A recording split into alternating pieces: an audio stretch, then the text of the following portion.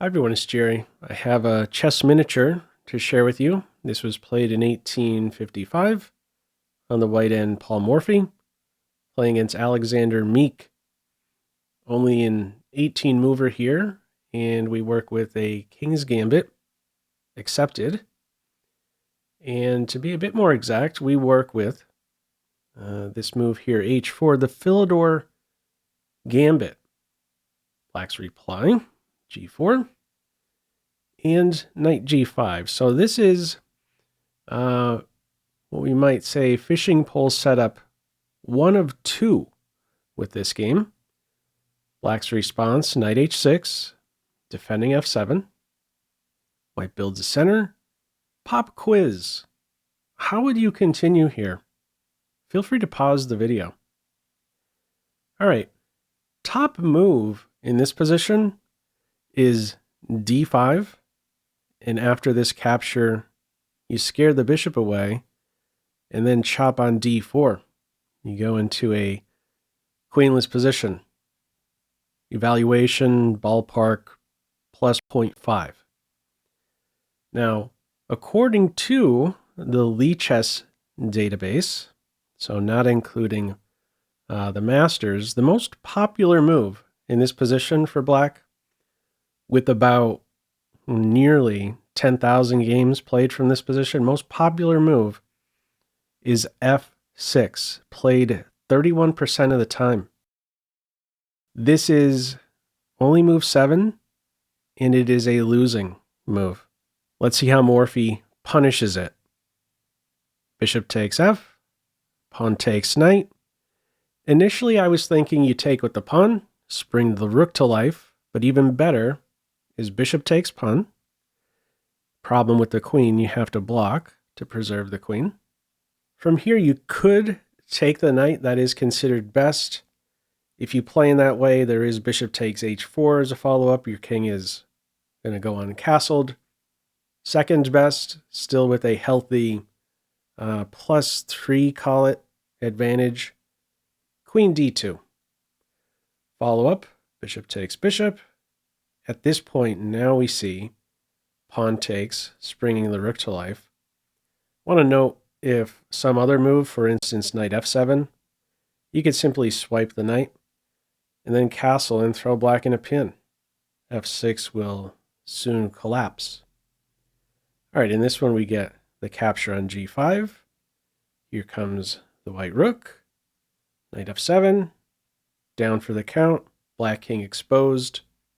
Queen f4 check, and from here king g8 is played. If you go to g7, you're asking for queen e5 check. So it's king g8. Castles. Who's not going to like castling in this position? Not every day you get to castle and threaten now a mate in 1. That's pretty cool. What's not cool for black, these guys here have yet to contribute. All right, there's some work to be done here. Queen has to defend. And we bring our last pieces into the mix. The knight, eyeing up d5. If it gets there, it's getting to f6. Crushing.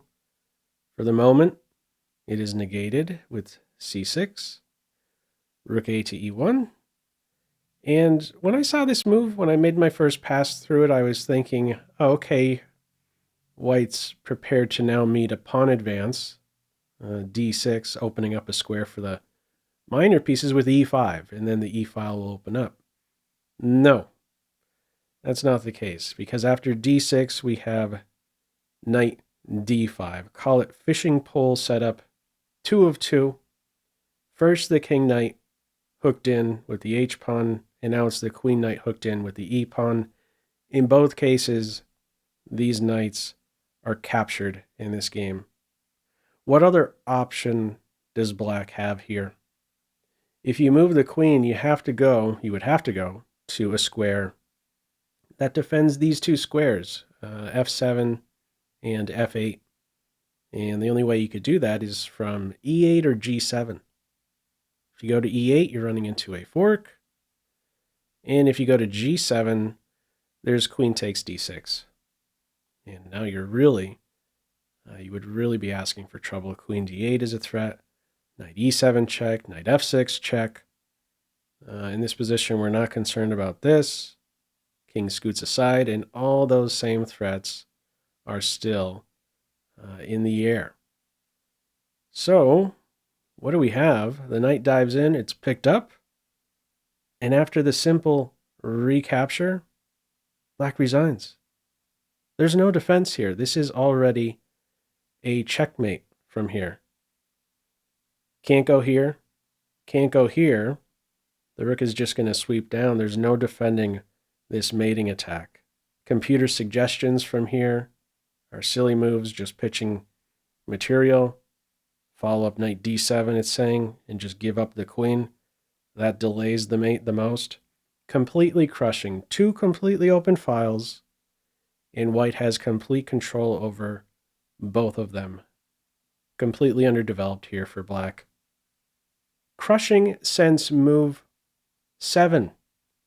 How many of you were tempted by f6? A losing move.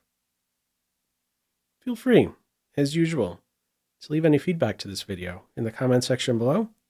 I hope you enjoyed it, and maybe took a thing or two away. That's all for now. Take care.